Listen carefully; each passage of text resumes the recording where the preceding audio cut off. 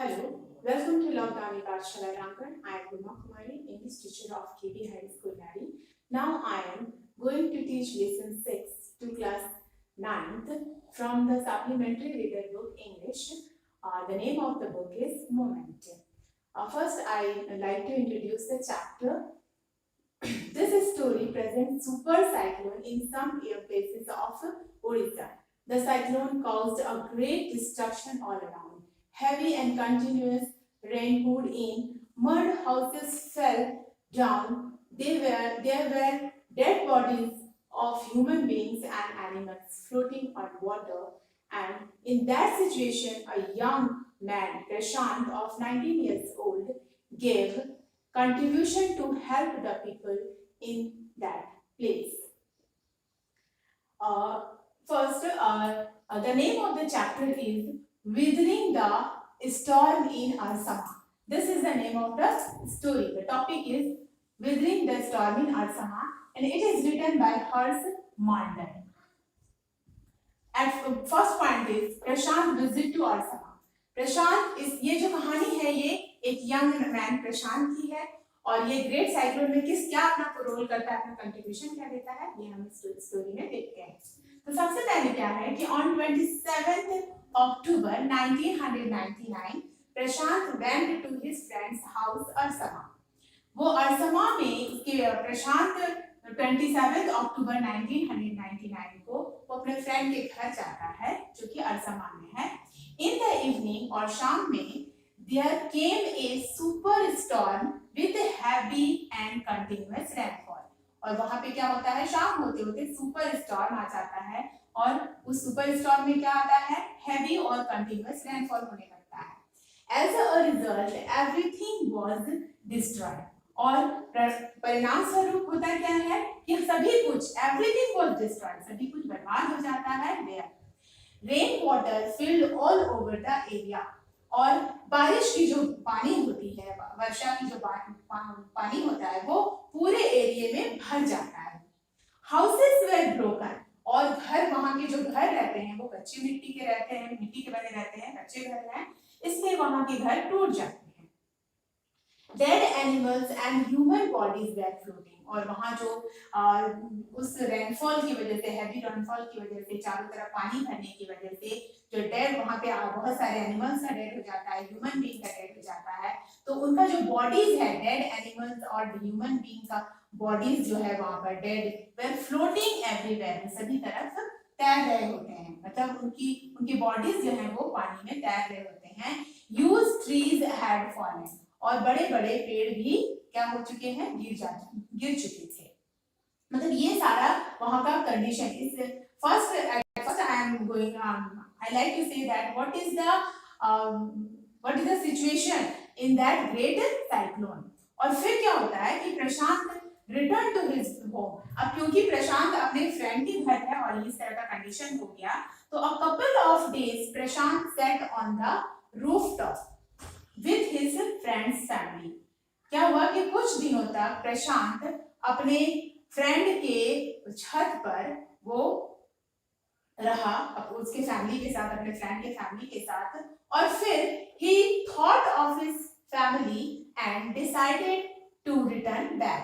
और फिर उसने फैसला किया कि उसने अपने आप मन में सोचा कि अपने परिवार के बारे में सोचा और उसने निर्णय लिया, फैसला लिया कि वो रिटर्न हो जाए, रिटर्न बैक, मतलब अपने घर को वापस चला जाए, क्योंकि उसके अपने परिवार की भी याद आ रही थी।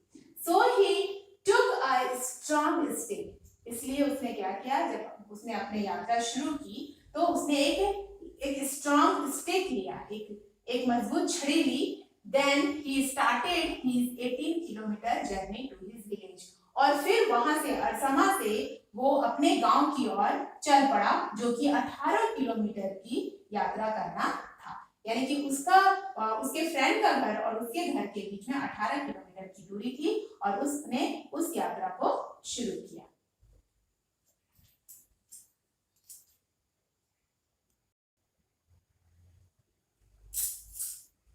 On the way he met with two friends of his uncle। जब वो अपने गांव की ओर चल पड़ा तो रास्ते में वो अपने अंकल के दो दोस्तों से मिला। They all together pushed away many floating dead bodies of human beings and animals to move ahead। और फिर सब साथ मिलकर के वो रास्ते पे जितने भी फ्लोटिंग डेड बॉडीज थे, एनिमल्स के हो या फिर ह्यूमन बीइंग के, वो पुश अवे किए, मतलब उनको धक्का देकर के दूर किए, और फिर दे ऑल मूव्ड अहेड, और वे सब एक साथ मिलकर के आगे बढ़े। फाइनली और दे रिच्ड देयर विलेज कालीकुडा, और फिर अंत में वे सब अपने गांव कालीकुडा पहुंचे। He saw everything was sank in water। वो क्या देखा कि सब कुछ वहां पे जितना भी चीज है, ठीक अपने दोस्त के गांव की तरह ही पानी में सारा कुछ डूबा हुआ है। Everything was sank in water, सब कुछ पानी में डूबा हुआ था।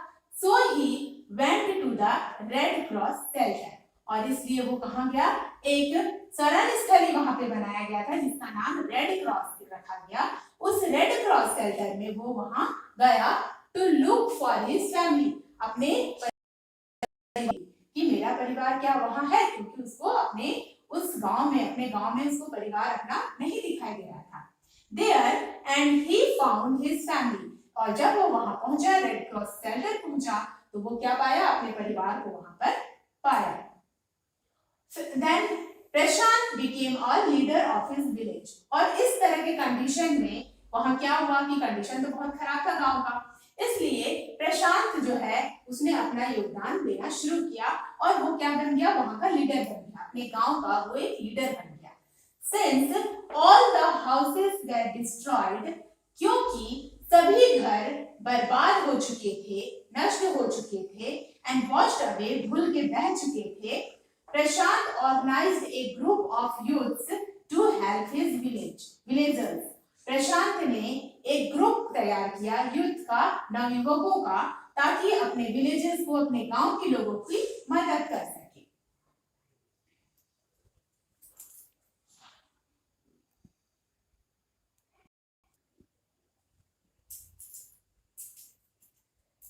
At first, he managed some meal for them।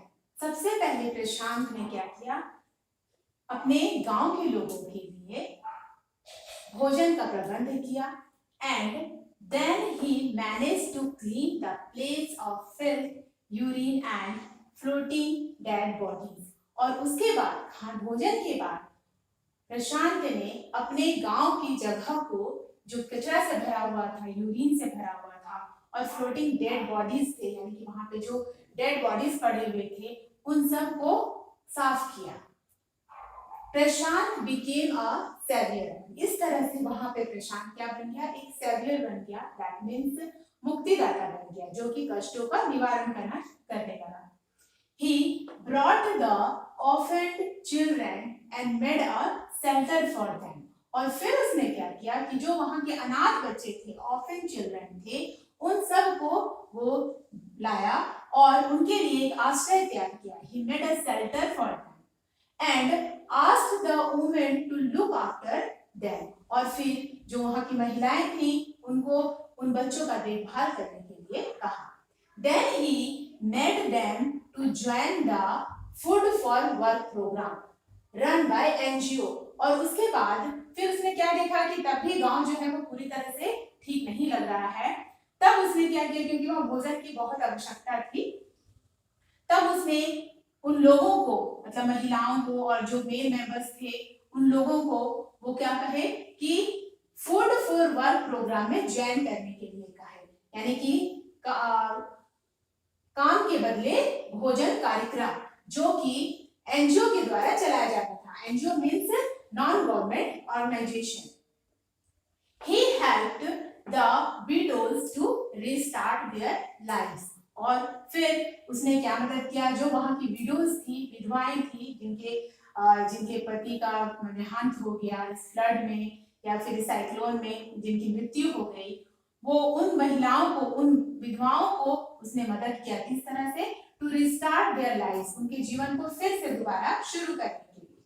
And help the orphans, और जो लोग जो बच्चे अनाथ हो गए थे, उन लोगों को उनको मदद किया to resettle in their own community, उनको उनको उन्हीं के कम्युनिटी में, यानी कि उन्हीं के जो फैमिली रिश्तेदार थे उनके यहाँ वो रिसेटल कर दिया उन ऑर्फन्स बच्चों को। 6 months पास, और इस तरह से समय बीतता चला गया। 6 महीना बीत गया। Prashant had no time to bother about his own pain, और उसके बाद 6 महीना के बाद क्या हुआ कि प्रशांत के पास अब भी समय नहीं था कि वो अपने दर्द को महसूस करे, परवाह करे। वो सिर्फ अपने गांव के बारे ही सोचता था। He thought only about his villagers. वे अपने गांव के लोगों के बारे में ही, ग्रामीण लोगों के बारे में ही सोचा करता था। They thought of प्रशांत, और उसके गांव के लोग, यानी प्रशांत के जो गांव के लोग थे, कालीगुड़ा के जो लोग थे, वो प्रशांत के बारे में सोचते थे only in their hours of grief. कब सोचते थे? अपने दुख के घड़ी में उसके बारे में सोचते थे। यानी कि उस गांव में प्रशांत एक ऐसा व्यक्ति बन गया जो कि दुख निवारण करने वाला था।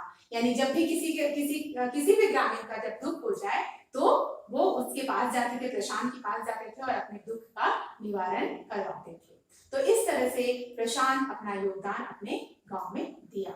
तो ये कहानी जो है ये प्रशांत की है और उस जगह की है जहाँ पे बहुत बड़ा एक साइक्लोन आया, एक ग्रेट साइक्लोन आया, जिसमें बहुत सारे लोग भी मर गए और बहुत सारे एनिमल्स भी मर गए और बहुत वहाँ का कंडीशन बहुत खराब हो गया। और किस तरह से प्रशांत उनकी मदद किया ये आप कहानी में देखें। I hope that you have understood the chapter, and I request you that if you have any doubt, then just clear from your subject teacher. Thank you.